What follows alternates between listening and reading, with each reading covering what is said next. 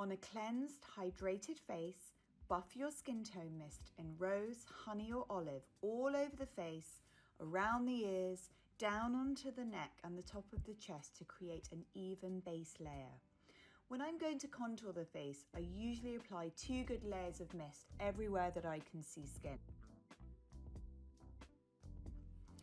Then I take my Pro Contour Mist and I apply 1 spray to the center of the buffer brush, tilt my head to the side and tap along the entire cheekbone.